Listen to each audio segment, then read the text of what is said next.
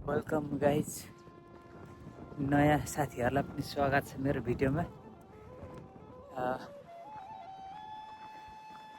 सक्नुहुन्छ भने एउटा सब्सक्राइब लोभ नगरिकन हानिदिउँ। नयाँ नयाँ भिडियोहरू आउँदैछ। अब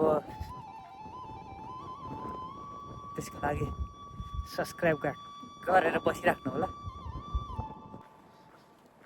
त देख्न सक्नुहुनेछ पारी डाँडाकाँडाहरू। बिहानीको घोडा खतरा चल्टिरहेको छ।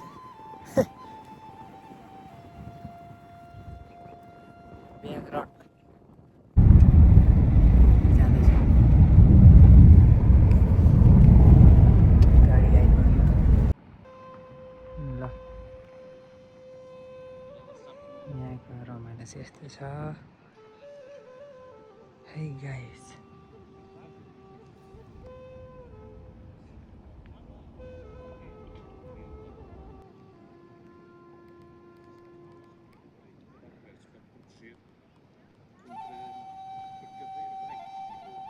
रमाइलो छ त हो जिन्दगी त।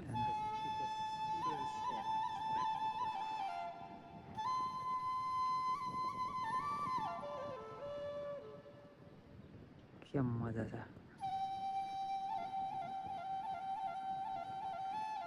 ल ल ल ल दिनको 1 बजीतिर पुगेछ यो मान्छे चाहिँ। त्यही भएर समयले रोक्दैन, आफ्नो काम आफू गर्ने भन्छ नि। हो यो हो क्या खासमा चाहिँ।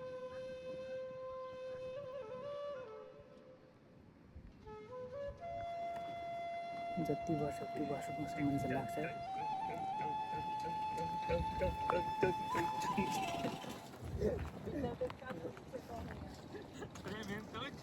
सानै मान्छे पनि ठुलो भएको छ, ठुलो मान्छे सानो भएको छ। केटी यस्तै खेलेको छ। एकदमै मजा आयो आजको इन्जोय। एकदम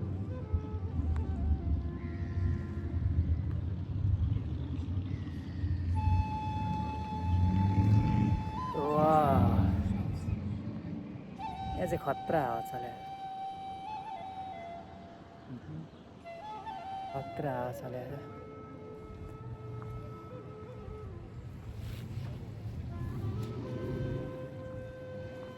नानी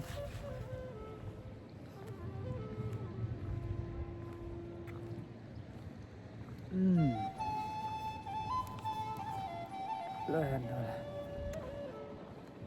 पछाडिको दृश्य। अब घर लाग्नुपर्छ होला हौ गाइज, होइन? त पछाडि पनि देखाइयो। एकदम भवाल छ।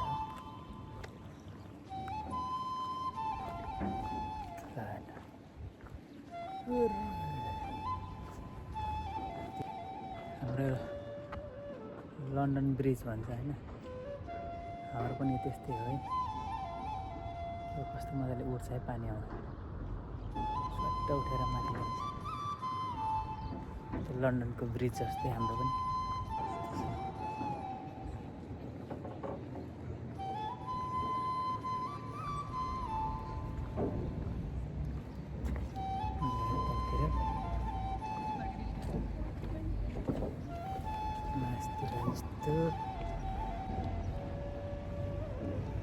एकदम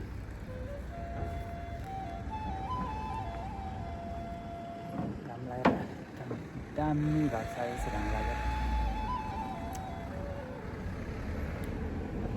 हाम्रो लन्डनको पुल जस्तै हो पनि।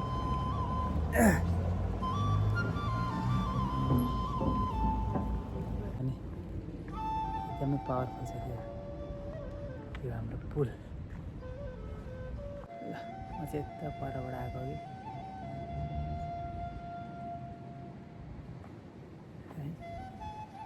यस्तो छ।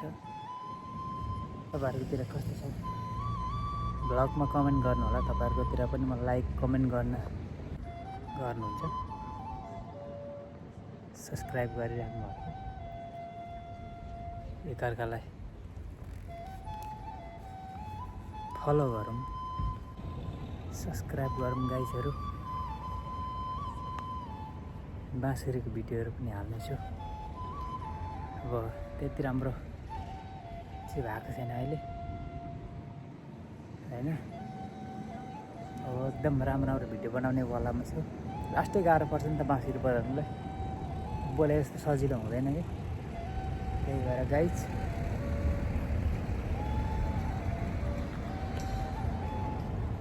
गाह्रो छ।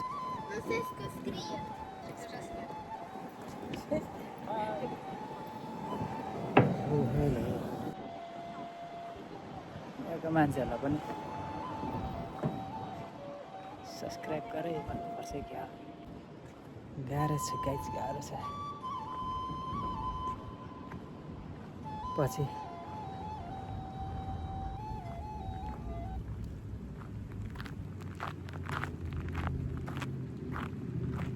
एकदम